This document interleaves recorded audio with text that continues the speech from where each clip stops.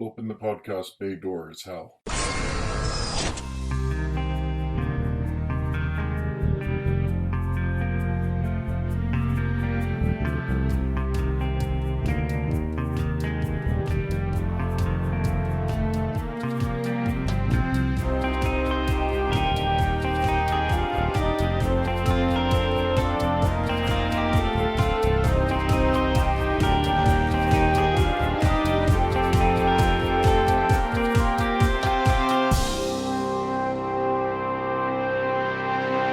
Hello everyone, and welcome to episode 39 of Welcome to Geektown. I'm your host, Kurt Onstead. I've been a proud geek all my life, being into role-playing games, board games, sci-fi, fantasy, and especially superheroes and comics. And I want to help others join me in those pursuits. But I found that sometimes people can get overwhelmed or feel left out because they don't already have what some consider the requisite knowledge to be considered a fan. And that's where Welcome to Geektown comes in. Here you can ask your questions without feeling like a gatekeeper is calling you out for not yet being fully versed in every aspect of your new interest. If my voice sounds a little off today, that's because I am recovering from a cold. I apologize, but as they say, the podcast must go on. I'd also like to remind you that this show is powered by your questions and suggestions. Please let me know any topic you want to hear more about or any question you want answered to help fill in your geeky knowledge gaps. Send those to welcometogeektown, all spelled out, at gmail.com, and it's likely you'll hear my response in the near future. This time, the question comes from a conversation I was following on Twitter. Writer Kurt Busiek was discussing Donald Blake, and Daniel Beals, aka Beelzebub, wanted to know, quote, whatever became of Don Blake? How did he get written out? Well, strap in, Daniel, and the rest of the listeners, because this is going to get weird. First of all, who is Donald Blake? Well, when we first meet Donald Blake in Journey into Mystery number 83, written by Stan Lee and Larry Lieber, with art by Jack Kirby, he's a doctor traveling around Norway who happens across an alien invasion, like you do, of the stone men from Saturn, also known as the Cronins. When spotted by the creatures, he runs off and hides in a cave, where he happens across a secret chamber with an ancient wooden walking stick, or cane, inside. He tries to use the stick as a lever to move a large boulder out of the way in order to sneak out of the cave's back entrance, but when he is unsuccessful, he strikes the cane against the rock in frustration, and that triggers the transformation. The stick turns into the hammer Mjolnir, and Donald Blake changes form to become the mighty Thor. He quickly learns some of his powers, like his hammer returning to him upon being thrown, and his power to control weather, and limitations. The biggest of which being that if he lets go of his hammer for 60 seconds, he reverts back to being Donald Blake, and is able to fight off the invaders. Thor's origin is somewhat similar to the Shazam Captain Marvel discussed back in episode 26, with a normal person getting magical powers with a simple gesture or phrase. And that was the status quo to begin with. But things slowly got retconned as more and more Norse mythology gets added.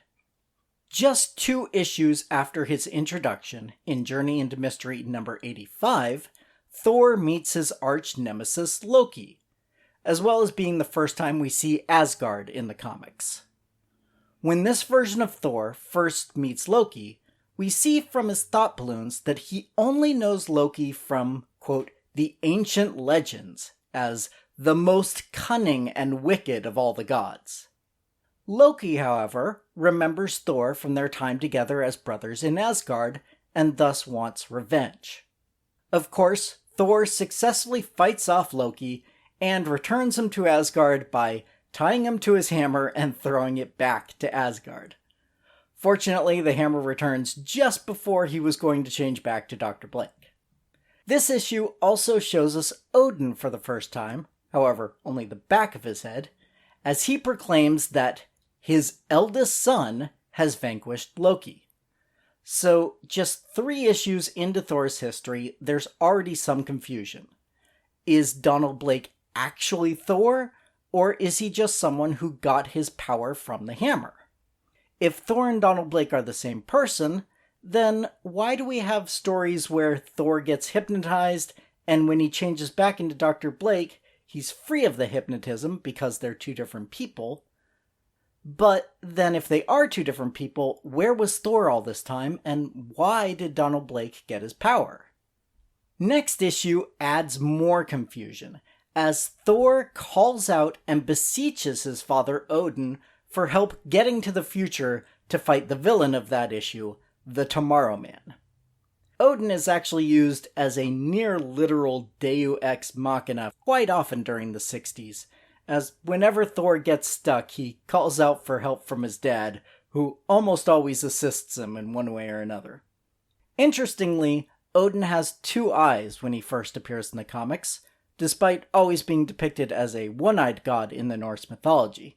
It isn't until Thor number 274 that Odin reappears from a secret mission and is now missing an eye, which is how he is drawn from then on. Getting back to the 60s era, in between battling various foes, a few from mythology but most are more science fiction based, Thor is stuck in a love triangle with himself. Dr. Donald Blake employs a nurse named Jane Foster, who he has feelings for, but won't admit to, as he thinks no woman would be interested in a man who needs to walk with a cane. Jane, we see through her thoughts, is attracted to Dr. Blake, but mistakes his feigned aloofness for coldness and indifference.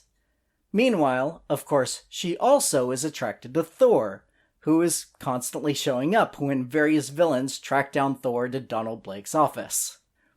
Donald almost tells Jane his secret when a vision of Odin appears to him, forbidding him from revealing his secret identity to anyone. We soon learn that Odin does not want his son romantically involved with a human, adding yet another complication to this situation. Eventually, Thor does reveal his secret identity to Jane, in Journey into Mystery number 124, and while Odin is not happy about it, there are no dire consequences as suggested by the earlier vision that appeared to Thor.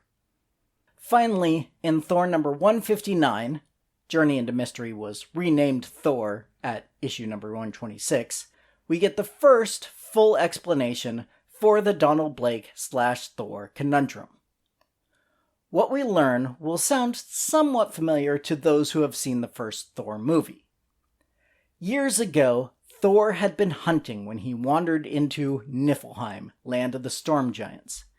The Asgardians were forbidden to enter due to the truce signed between the 2 lands, but Thor, in his obstinance, continued on. With this and other headstrong mistakes that Thor has made, Odin decides to teach his son humility by sending him to Earth in the form of Donald Blake, who is in his first day of med school. Blake did not remember ever being Thor, nor did he question his lack of a past. Eventually, Odin decided to lift the veil and subconsciously nudged Dr. Blake to take a trip to Norway, where he could retrieve his hammer. When Stan Lee first created the character, or possibly more accurately adapted him to the superhero genre, Thor was always the main character, which set him apart from many of the other Marvel titles. For instance, in Amazing Spider-Man, it was more common to see Peter Parker in his civvies than his superhero costume. The same could be said for Daredevil/Matt Murdock and Iron Man/Tony Stark. Now, this is purely conjecture on my part, but as for why Thor's civilian identity was ignored much of the time, I would guess a large part of that is Jack Kirby's influence. Jack loved to tell grandiose sci-fi and mythological epics, which you can see in his solo work like The Eternals and The New Gods. Many people will say that Stan didn't do as much of the plots, especially as time went on, letting the artists pick up most of the storytelling load, then coming in and adding his dialogue later. And since Jack was the primary artist on Journey into Mystery / Thor for a number of years, I have a strong suspicion that he used that book to tell the kinds of stories he wanted to tell. And thus, the human side of things got left behind quite a bit. And once the revelation that Dr. Blake was merely a construct of Odin's, that became even more pronounced. Entire story arcs would go by with Donald not making a single appearance. Then, when he did appear, it would be just long enough for someone to question why Dr. Blake had been gone so long, which would usually be answered with, "I was traveling." And then the newest problem would appear that required Thor's attention, and Blake would once again disappear. At one point, Dr. Blake returns to find the office building that his practice was held in had been demolished, and a parking garage had taken its place. In scenes like this, Blake / Thor would rededicate himself to practicing medicine again, but it never lasted for long. One thing I do find interesting about this time period is that apparently only Blake had access to the medical skills. Even though they were now one and the same, whenever Thor needed medical expertise, he would change back into Dr. Blake, even if it was completely unnecessary.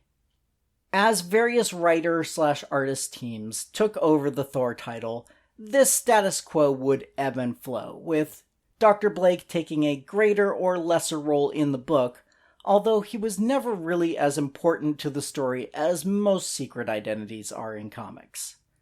Eventually, Thor gave up on being Dr. Blake entirely. The ability to change forms between the two was taken out of Mjolnir and put into the weapon called Stormbreaker, which was created for Beta Ray Bill, an alien creature who had also been shown to be worthy of the power of Thor. In fact, I could probably do an entire episode about the various characters who have been deemed worthy over the years. When Thor returned to Earth after this, he was given a new secret identity by Nick Fury, that of construction worker Sigurd Jarlsson. Unlike Dr. Blake, no physical transformation took place. Thor merely dressed in regular clothes and showed up to the worksite with all of his powers intact. Although, without his hammer around, he couldn't fly.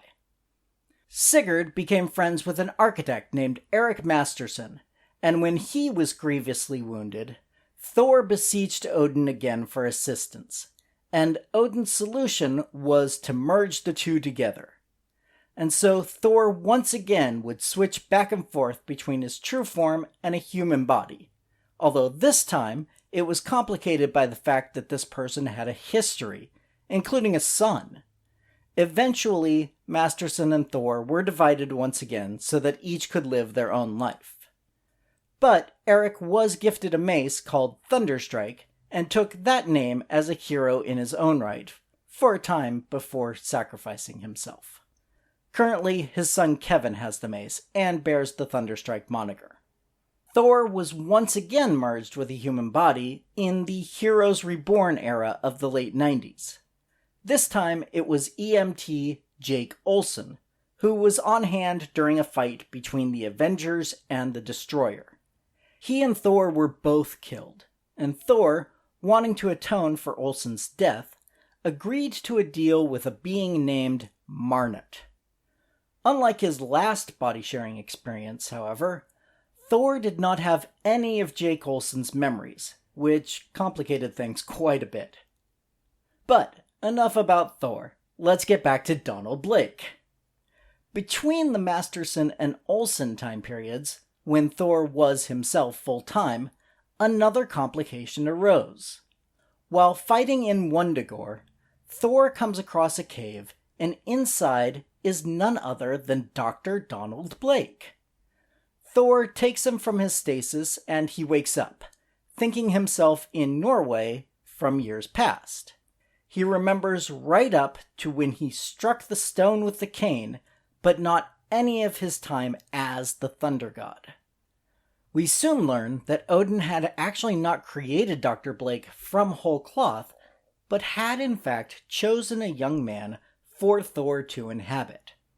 Odin wanted to hide Thor away from the coming Ragnarok cycle, which he had learned would kill his son. Thor's consciousness was completely subsumed by Blake's for those 10 years while he went to medical school and became a surgeon. Then, when Blake found the cane and struck it against the rock, Odin returned Thor's body to him, albeit with his memories of his time as Blake. Meanwhile, Blake's original body was transported to Wundagore and frozen in stasis. Slowly but surely, Thor's memories of his time as a young thunder god returned, and Odin told the original lie to appease Thor's conscience. However, because this isn't complicated enough, it turns out that Blake had accidentally been killed by Sigyn, another Asgardian, and that she had put a doppelganger there in his place. The Blake that Thor had discovered in Wundagore was a construct with Blake's memories, who first trapped Thor, but after tapping into his memories and feelings as Blake, sacrificed himself to return Thor from that imprisonment. I warned you at the beginning this was going to get weird. At last, we get to the final appearance of Donald Blake. When Asgard was brought down to Earth after yet another Ragnarok, it's a cycle, there was a Donald Blake in Broxton, Oklahoma, where Asgard was tethered. This Donald Blake somehow remembered his time as Thor, but did not have access to any of his powers. Wanting to return to a life as a god, he made a deal with the Enchantress. She gave him one of the golden apples of Idun, which, like many aspects of Thor's stories in the comics, does come from Norse mythology. Unfortunately, Donald reacts badly to eating the apple, and Enchantress takes the opportunity to decapitate Donald, and using this sacrifice and her magic, creates a creature called the Keep. Thor does defeat the Keep, and finds Donald's decapitated head. Thanks to the magic of the golden apples, Donald's head is still alive, and after confronting Thor, is given a life of sorts in a dream world created by the creatures known as mares. In the final page, we see panels of his dream where he is first a child, then graduating high school, studying in college, and finally getting married. Of course, this aspect of Donald still exists, so he could reappear at any moment if one of the writers decides to bring him back, but that seems unlikely for at least the near future. I should also note that in the Marvel movies, Donald Blake is a real person who dated Jane Foster before Thor came to Earth. She and Dr. Selvig try to fool S.H.I.E.L.D. into thinking that Thor is Donald Blake, unsuccessfully. We even see a shot of a fake driver's license with Thor's face and Donald Blake's name and info. So it's nice to know that, while he's gone, he hasn't been completely forgotten. And that's the story of Donald Blake with all its twists and turns. Are there other characters you want to know more about? Or do you have some other question about comics, board games, sci-fi, fantasy, or any other geeky subject?